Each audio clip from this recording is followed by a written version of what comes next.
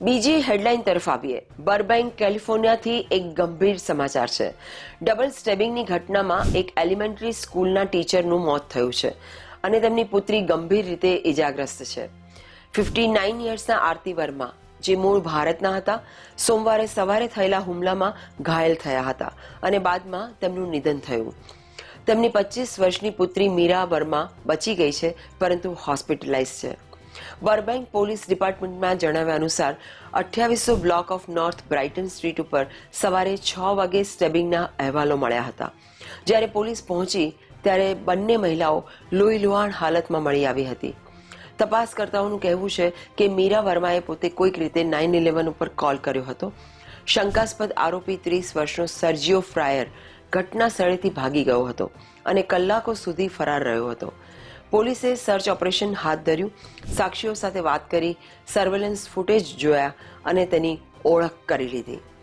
આરતી વર્મા એક elementary school teacher હતા, જેમણે વર્ષો સુધી બાળકોને ભણાવ્યા અને તેમના મૃત્યુથી આખી કમ્યુનિટી હચમચી ગઈ છે.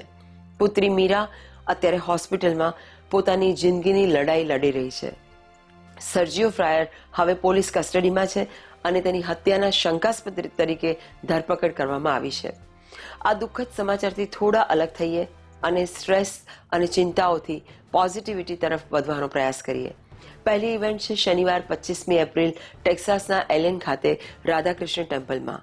તમામ હિન્દુ સિંગલ્સ માટે ઇન પર્સન મીટ બપોરે 1 વાગ્યાથી ચાલુ થશે, સાંજના 5 વાગ્યા સુધી.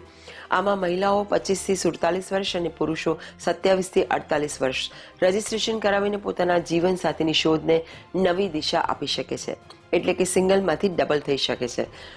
બપોરે 2:15 વાગે દરવાજા બંધ થઈ જશે, તો કુંવારાઓ અને કુંવારીઓ સમયસર પહોંચો, મોડું ના કરતા. હિન્દુ વિવાહ મેમ્બર્સ માટે આ ઇવેન્ટ બિલકુલ ફ્રી છે. બીજી ઇવેન્ટ હવે કેલિફોર્નિયાથી શુક્રવારે 1 મે સાંજે 6:30 વાગે mothers day special charity musical evening યોજાશે. આમાં તમે ભારતની સેન્સેશનલ સિંગર રચનાના લાઈવ પરફોર્મન્સનો આનંદ માણશો. સાથે જ તમને હસાવવા અને ગુદાવવા માટે MC અને સ્ટેન્ડઅપ કોમેડિયન હિમાંશુ જોલી હશે, જે જેમિની ટીવીના બોલ બેબી બોલનો ફાઇનલિસ્ટ છે. અને હા મિત્રો, ટિકિટમાં ડિનર પણ સામેલ છે. કરવા માટે ઘણું બધું અને સાંભળવા માટે હેડલાઇન્સ વિથ ગાયત્રી દરરોજ. તમને નોર્થ અમેરિકામાં સાઉથ એશિયન કમ્યુનિટી સાથે સીધા કનેક્ટેડ રાખું છું. તો મળીશું કાલે ફરી.